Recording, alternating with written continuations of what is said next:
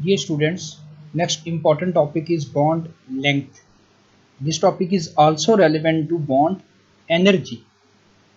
Bond length is defined as bond length is the average distance between the centers of the nuclei of two bonded atoms joined by a covalent bond. The distance between bonded atoms is not constant because the bonded atoms are always vibrating with respect to each other. So according to this definition, जब आप concept की बात करते हैं तो bond length actually दो bonded atoms का average inter nuclear distance है. कब? when maximum possible overlapping of concerned atomic orbital occurs.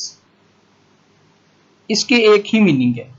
दो बॉन्डेड एटम्स हैं, जब दो एटॉमिक ऑर्बिटल दो बॉन्डेड एटम कोवलेंट बॉन्ड के थ्रू अटैचमेंट में आते हैं तो एक एटम के न्यूक्लियस से लेकर दूसरे एटम के न्यूक्लियस तक जो डिस्टेंस है वो बॉन्ड लेंथ है, जिसे आपने वीबीटी में बॉन्ड एक्सिस भी देखा था.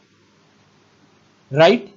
दो बॉन्डेड एटम्स हैं, दो एटॉमिक ऑर्बिटल्स हैं, एक न्यूक्लियस से एक बॉन्डेड एटम के सेंटर से लेकर दूसरे बॉन्डेड एटम के सेंटर तक जो डिस्टेंस है ये बॉन्ड लेंथ कंसीडर किया जाता है. और बॉन्ड लेंथ में वेरिएशंस आती हैं. लाइक अगर आपने carbon to carbon single bond को स्टडी किया तो डिफरेंट इन्वायरमेंट में उसका बॉन्ड लेंथ डिफरेंट आएगा. इसी लेक्चर में हम नेक्स्ट इस कंसेप्ट पे बात करेंगे. उसका रीजन ये होता है because bonded atoms are always vibrating with respect to each other. They are always in a state of constant vibration. After definition and basic concept, the next heading is measurement of bond length. It is determined by X-ray diffraction, neutron diffraction, and spectroscopic methods. The main spectroscopy involved in measurement of bond length is microwave spectroscopy. इन techniques के through आप bond length को measure कर सकते हैं. Measuring units of bond length.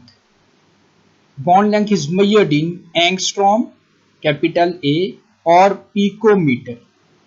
There are two main units for measurement of bond length, angstrom and picometer.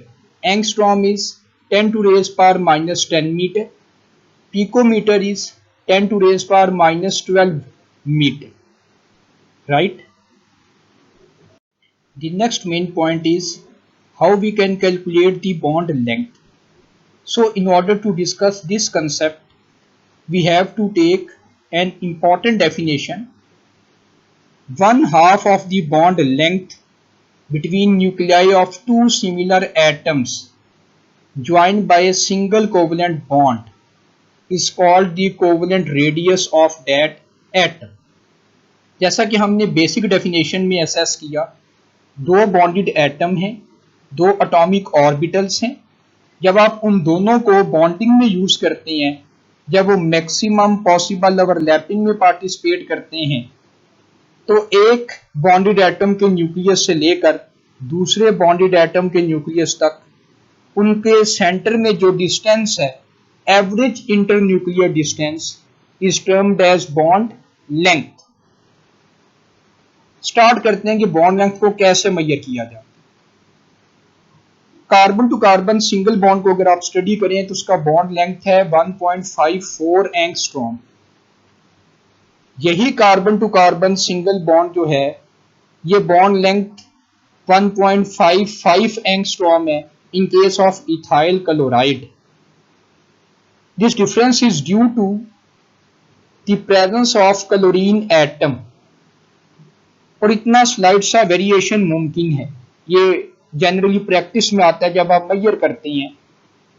Carbon to carbon single bond का bond length है 1.54 angstrom और यही carbon to carbon single bond का bond length है 1.55 in case of alkyl halide. जब एक chlorine atom hydrogen को replace करता है, हाइड्रोजन की जगह क्लोरीन को सब्स्टिट्यूट किया जाता है, तो due to the presence of chlorine atom ये स्लाइड सा वेरिएशन मुमकिन होता है। सो हमारे पास दो केसेस बनते हैं कंसेप्ट में। फर्स्ट वन कि दोनों बॉन्डेड एटम के रेडियस को ऐड किया जाए तो एग्जैक्टली बॉन्ड लेंथ आ जाए। सेकंड केस, दोनों बॉन्डेड एटम के रेडियस को सम किया जाए और वो बॉन्ड लेंथ से डिफरेंट आ जाए। सो पहले हम ऐसे केस को डिस्कस करते हैं जिसमें दोनों बॉन्डेड एटम के रेडियस को सम करने पे आपको एग्जैक्टली सेम बॉन्ड लेंथ मिल सकती है। कार्बन एटम का जो रेडियस है, covalent radius single carbon atom का, that is 0.77 angstrom. Angstrom is unit for measurement. So half of the carbon to carbon bond length is covalent radius. जब आप दोनों कोवेलेंट रेडियस को ऐड करते हैं, एक कार्बन का रेडियस 0.77, दूसरे कार्बन के लिए रेडियस 0.77, दोनों को ऐड किया, then you will get 1.54 angstrom, the complete bond length of carbon to carbon single bond. So ये ऐसा केस था फर्स्ट वन जिसमें दोनों बॉन्डेड एटम का रेडियस सम करने पे आपको एग्जैक्टली वही बॉन्ड लेंथ मिलती है। अब हम सेकंड केस की तरफ जाएंगे। सो डियर स्टूडेंट्स, लाइक आपने भी carbon to carbon single bond का रेडियस स्टडी किया, then carbon to carbon covalent radius को ऐड करते हुए carbon to carbon bond length calculate की। Next case is carbon to chlorine bond length. ये exactly इन दोनों के सम के इक्वल है। कार्बन का जो कोवेलेंट रेडियाई है 0.77 एंगस्ट्रॉम, क्लोरीन के लिए जो वैल्यूज हैं 0.99 angstrom, and their summation is exactly equal to bond length of carbon to chlorine bond. So this was first case in which we have two examples, carbon to carbon bond length and carbon to chlorine bond length. Now we are going to discuss a different case in which the bond between two unlike atoms is marked shorter than sum of two covalent radii. यानी जरूरी नहीं है कि जो covalent radii का सम है वो exactly हमेशा उनकी बॉन्ड लेंथ के इक्वल है, वो उससे डिफरेंट भी हो सकता है। In case of methyl amine, the observed carbon to nitrogen bond length, the experimental carbon to nitrogen bond length is 1.47 angstrom, whereas the sum of covalent radii of carbon and nitrogen is 1.52 angstrom. So experimental bond length, mark my words, experimental bond length is less than the theoretical bond length. ये point आपने note करना है, एक statement आपने पास बना लेनी है अपने नोट्स में, कंसेप्ट्स में, कि जैसे एक्सपेरिमेंटल बॉन्ड एनर्जी हमेशा ज्यादा होती थी, एक्सपेरिमेंटल बॉन्ड लेंथ हमेशा कम आती है। अब कार्बन नाइट्रोजन का जो कोवेलेंट रेडियाई है वो ये इंडिकेट करता था that its bond length should be 1.52 angstrom, whereas experimental bond length is 1.47 angstrom. So जरूरी नहीं है कि कोवेलेंट रेडियाई का सम हमेशा बॉन्ड लेंथ के इक्वल आए। आपने देखा कि जब आप कार्बन नाइट्रोजन की रेडियाई को सम करते हैं, थ्योरेटिकल वैल्यू फाइंड आउट करते हैं। थ्योरेटिकल होता है जो आप या हम कैलकुलेट कर सकते हैं, एक्सपेरिमेंटल वो है जो प्रॉपर एक्सपेरिमेंट से, डाटा से, रेफरेंस से फाइंड आउट की जाती है। सो थ्योरेटिकली बॉन्ड लेंथ था 1.52 एंगस्ट्रॉम और एक्सपेरिमेंटल वैल्यू है 1.47, which is different from the theoretical value. Similarly in case of ethanol, जो आपके पास सम है कोवेलेंट रेडियाई का for carbon and oxygen is 1.51 angstrom, whereas experimental observed carbon oxygen bond length is 1.42 angstrom. So ये दो examples ऐसी हैं where we have seen that the experimental bond length is less than the theoretical bond value. This is due to the shrinkage in bond length, and this shrinking in bond length becomes more and more prominent, more and more marked as the difference in electronegativity of two bonded atom increases. ये उसी तरह की बात है जैसे आपने bond energy में discuss किया था। बेटा हम जो सम बनाते हैं स्टूडेंट्स, हम सिंपल कार्बन और नाइट्रोजन को लेके ऐड कर लेंगे इन case of methyl amine, and in case of ethanol हम कार्बन और ऑक्सीजन को लेकर सम कर लेंगे। वेयर एज एक्सपेरिमेंटली ऐसा नहीं होता। जब आप प्रॉपर ऑब्जर्व कंसेप्ट की बात करते हैं तो प्रैक्टिकली इलेक्ट्रोनेगेटिविटी डिफरेंस इन्वॉल्व होता है, इलेक्ट्रोनेगेटिविटी डिफरेंस शामिल किया जाता है। इलेक्ट्रोनेगेटिविटी डिफरेंस की वजह से आयनिक करैक्टर इंड्यूस होता है। और एक बात याद रखिएगा कि जिस तरह से एक्सपेरिमेंटल बॉन्ड एनर्जी ज्यादा होती है, एक्सपेरिमेंटल बॉन्ड लेंथ हमेशा कम होगी। बॉन्ड लेंथ और बॉन्ड एनर्जी में इनवर्स का रिलेशन है। सो जब एक्सपेरिमेंटल बॉन्ड एनर्जी ज्यादा होगी तो ऑब्वियसली उस मॉलिक्यूल के लिए एक्सपेरिमेंटल बॉन्ड लेंथ कम आएगी। An important factor is effect of hybridization on bond length. After basic concepts and calculation of bond length, next we are going to learn the effect of hybridization on bond length. जितना s character बढ़ेगा उतना bond length कम हो जाएगी। s character के बढ़ने से hybridisation का effect आप सीखने जा रही हैं। s करैक्टर के बढ़ने से बॉन्ड लेंथ श्रिंक हो जाती है, bond length between bonded atoms कम हो जाता है। रीजन देखते हैं। It can be noticed that the bonds are shortened by increasing s character. यही बात आपने सीखी। This is because the hybrid orbital with increased s character is held more tightly by the nucleus. s because spherical cloud के साथ आता है, spherical distribution के साथ आता है। सो s का इन्वॉल्वमेंट, जिस हाइब्रिडाइजेशन में s ऑर्बिटल का इन्वॉल्वमेंट ज्यादा होगा उसका बॉन्ड लेंथ कम होगा। p डम्बल शेप अटेन करता है, p की इन्वॉल्वमेंट से बॉन्ड लेंथ बढ़ती है बिटवीन बॉन्डेड एटम्स। सो हमें यह सीखना है कि s का इन्वॉल्वमेंट, s ऑर्बिटल का इन्वॉल्वमेंट बढ़ने से बॉन्ड लेंथ कम होती है।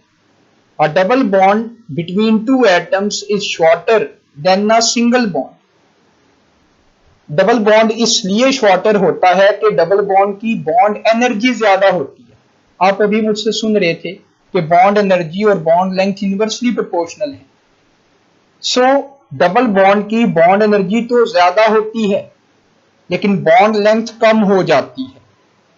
और अगर आप हाइब्रिडाइजेशन से उसका रेफरेंस लें तो हाइब्रिडाइजेशन आपको एक्सप्लेन करेगा कि डबल बॉन्ड में या ट्रिपल बॉन्ड में s करैक्टर ज्यादा होगा। सो इस पॉइंट ऑफ व्यू से भी हम सीख सकते हैं कि जितना s करैक्टर ज्यादा होगा, जिस हाइब्रिडाइजेशन में s करैक्टर ज्यादा होगा, लाइक sp हाइब्रिडाइजेशन है where we have 50% s character, s character के बढ़ने से बॉन्ड लेंथ श्रिंक करती है। So double bond between two atoms is shorter than a single bond, and a triple bond is shorter than the double bond between same two atoms. उन्हीं दो atoms में अगर एक सिंगल बॉन्ड बना है, carbon to carbon single bond, सामने रखिए picture जहन में, carbon to carbon double bond, carbon to carbon triple bond. देखिए दोनों एटम्स सिमिलर हैं। In spite of the fact they would attain different bond length just because of involvement of s character. sp में s सबसे ज्यादा है, so minimum bond length sp2 में s जरा कम हो जाता है, तो बॉन्ड लेंथ थोड़ी बढ़ जाती है। sp में सबसे कम s आता है तो बॉन्ड लेंथ सबसे ज्यादा हो जाती है। सो याद रखिए कि जितना s का इन्वॉल्वमेंट बढ़ेगा बॉन्ड लेंथ कम होगी, bond length would be minimised, और जितना s करैक्टर का इन्वॉल्वमेंट बढ़ेगा उतना बॉन्ड लेंथ कम है, और जितना s करैक्टर कम हो रहा है उतना बॉन्ड लेंथ इंक्रीज होगी। सो सबसे ज्यादा बॉन्ड लेंथ है carbon to carbon single bond की, सबसे कम बॉन्ड लेंथ है carbon to carbon triple bond की। This shrinkage of multiple bond is due to presence of extra pi electrons. अगर आप डबल बॉन्ड की बात करें तो डबल बॉन्ड में एक सिग्मा बॉन्ड है और एक पाई बॉन्ड है। सो एक बॉन्ड को बनाने में 2 इलेक्ट्रॉन पार्टिसिपेट करते हैं। So when we talk about a pi bond, एक पाई बॉन्ड को बनाने में 2 पाई इलेक्ट्रॉन्स इन्वॉल्व होंगे। तो जब आप ट्रिपल बॉन्ड की बात करोगे तो उसमें 2 पाई बॉन्ड आते हैं, 2 पाई बॉन्ड में 4 पाई इलेक्ट्रॉन इन्वॉल्व होंगे। जितना पाई इलेक्ट्रॉन का नंबर ज्यादा होगा, जितना पाई इलेक्ट्रॉन का प्रेजेंस ज्यादा होगा, उतना बॉन्ड लेंथ में श्रिंकिंग आएगी। So carbon to carbon triple bond का बॉन्ड लेंथ सबसे कम है, carbon to carbon double bond का उससे थोड़े से ज्यादा है, और सबसे ज्यादा बॉन्ड लेंथ अचीव होता है in case of carbon to carbon single bond. Dear students, another important topic for your exam questions is factors affecting bond length। कि कौन से फैक्टर्स हैं जो बॉन्ड लेंथ को इफेक्ट कर सकते हैं। या फेडरल बोर्ड में इसके एमसीक्यूज बनते हैं, शॉर्ट क्वेश्चंस आते हैं reasoning. So you have to tackle, आपके कंसेप्ट अच्छे होंगे तो आप बेहतर अटेम्प्ट बना सकते हैं कि कौन से फैक्टर्स, कौन से पॉइंट्स में वेरिएशन लाने से बॉन्ड लेंथ पे इंपैक्ट पड़ता है। So first one is size of bonded atom. Size of atom, bond length directly proportional है साइज ऑफ एटम के साथ। जिस बॉन्डेड एटम का साइज ज्यादा होगा उस मॉलिक्यूल का बॉन्ड लेंथ भी मैक्सिमम होगा। For example, in case of halogens, fluorine, chlorine, bromine, iodine, fluorine का साइज सबसे कम है, क्लोरीन का साइज जरा बेहतर है, ब्रोमीन साइज बढ़ जाता है to some extent, and in case of iodine we have maximum size from halogens. So bonded atom का साइज बढ़ने से उसकी बॉन्ड लेंथ बढ़ जाती है। फ्लोरीन का साइज सबसे कम है तो HF का बॉन्ड लेंथ सबसे कम है। क्लोरीन जब आ जाएगा फ्लोरीन को रिप्लेस करेगा तो हाइड्रोजन तो सेम रहेगा। Getting my point? जब आप फ्लोरीन को रिप्लेस करेंगे विद क्लोरीन तो HCl की फॉर्मेशन में HCl बनकर बॉन्ड लेंथ जरा बढ़ जाएगी। जब आप ब्रोमीन को शामिल करेंगे तो HBr का बॉन्ड लेंथ HCl से भी ज्यादा आएगा। और जब आप आयोडीन की तरफ अप्रोच करेंगे, the last halogen from this product table you are going to use, तो इसका साइज मैक्सिमम है। सो HI का बॉन्ड लेंथ सबसे ज्यादा होता है। तो बॉन्डेड एटम का साइज बढ़ने पर बॉन्ड लेंथ बढ़ जाती है। Second factor is bond energy. जैसा कि आप मुझसे सुनते आए हैं प्रीवियस कंसेप्ट्स में कि बेटे बॉन्ड लेंथ और बॉन्ड एनर्जी इनवर्सली प्रोपोर्शनल है। सो जहां बॉन्ड ऑर्डर ज्यादा होगा, जहां बॉन्ड मल्टीप्लिसिटी ज्यादा होगी, जहां बॉन्ड एनर्जी ज्यादा होगी, वहां बॉन्ड लेंथ कम होगा। देखिए, carbon to carbon single bond है, इसका बॉन्ड ऑर्डर 1 है। Carbon to carbon double bond है, इसका बॉन्ड ऑर्डर 2 है। Carbon to carbon triple bond है, इसका बॉन्ड ऑर्डर 3 है। तो जिसका बॉन्ड ऑर्डर कम है इसकी बॉन्ड लेंथ सबसे ज्यादा होगी। So carbon to carbon single bond with 1 bond order, the bond length is 1.54 angstrom. The carbon to carbon double bond with 2 bond order, the bond length is 1.38 angstrom. and for carbon to carbon triple bond with 3 bond order, the bond length is 1.19 angstrom. So bond order के बढ़ने पर bond length कम हो रही है। अगर एक point हम add करें आपके कंसेंट से, आपकी तवज्जो से, तो बेटा बॉन्ड ऑर्डर के बढ़ने पे एक्चुअली बॉन्ड एनर्जी बढ़ती है। More energy is required to break the bond. देखें, carbon to carbon single bond को ब्रेक करने के लिए कम एनर्जी है, डबल बॉन्ड को ब्रेक करने के लिए ज्यादा एनर्जी है, और ट्रिपल बॉन्ड को ब्रेक करने की एनर्जी सबसे ज्यादा है। सो जितना बॉन्ड एनर्जी ज्यादा होगी, बॉन्ड लेंथ कम होती जाएगी। बॉन्ड ऑर्डर के बढ़ने पे बॉन्ड लेंथ कम हो जाती है, मिनिमाइज होना शुरू हो जाती है। Next important factor which affects the bond length is S character. So percentage of S character is inversely proportional to bond length. जिस हाइब्रिडाइजेशन में, जिस बॉन्डिंग में S character का परसेंटेज ज्यादा होता है, उसकी बॉन्ड लेंथ सबसे कम होती है। S character के बढ़ने से बॉन्ड लेंथ श्रिंक होती है। यह आप अभी इफेक्ट ऑफ हाइब्रिडाइजेशन में इन डिटेल सुन चुकी। So for reference for concept, sp3 hybridization जिसमें S character सबसे कम है, 25% S character है, इसकी बॉन्ड लेंथ सबसे ज्यादा है। sp2 में S character बढ़ेगा, 33.3 पे जाएगा, तो बॉन्ड लेंथ कम हो जाएगी as compared to sp3. And in case of sp hybridization where we have 50% S character, the maximum electronic attainment, the maximum spherical contribution in sp hybridization is S 50% S character. So जितना S character ज्यादा होगा, spherical contribution ज्यादा आएगी, उतना bond length कम होती जाएगी, bond length shrink कर जाएगी। So sp का बॉन्ड लेंथ सबसे कम होता है with increased S character, which is 50% in this case. Next factor is electronic repulsions. जब आप एक एक्स्ट्रा इलेक्ट्रॉन ऐड करेंगे तो इलेक्ट्रॉनिक रिपल्जेंस की वजह से जो इनकमिंग इलेक्ट्रॉन है वो ऑलरेडी प्रेजेंट इलेक्ट्रॉन से रिपल्जन कैरी आउट करेगा, और इलेक्ट्रॉनिक रिपल्जेंस जो हैं इनके बढ़ने से बॉन्ड लेंथ बढ़ जाती है। Like in case of hydrogen molecule, आप जब एक इलेक्ट्रॉन कम करेंगे, डिक्रीज करेंगे, तो इलेक्ट्रॉनिक रिपल्जेंस के कम होने से बॉन्ड लेंथ भी कम हो जाएगी। So bond length is directly proportional to electronic repulsion. The last factor is resonance and hyperconjugation. जो स्टेबिलिटी फैक्टर हैं, किसी मॉलिक्यूल में रेजोनेंस इन्वॉल्व हो जाए, हाइपर कॉन्जुगेशन इन्वॉल्व हो जाए, ये भी बॉन्ड लेंथ को इफेक्ट करते हैं।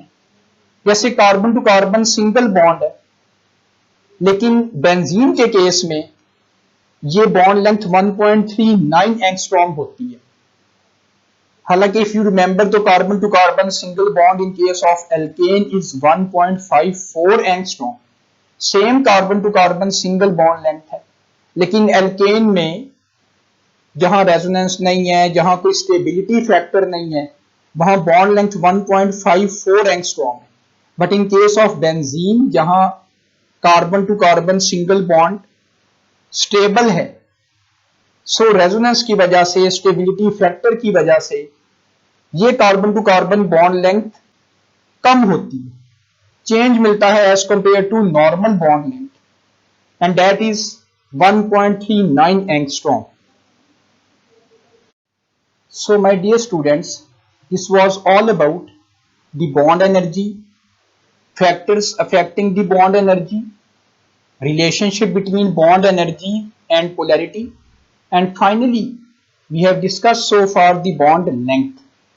So hope so this would be helpful for your preparation, for your concepts, and inshallah it will enable all of you to tackle exam questions as well.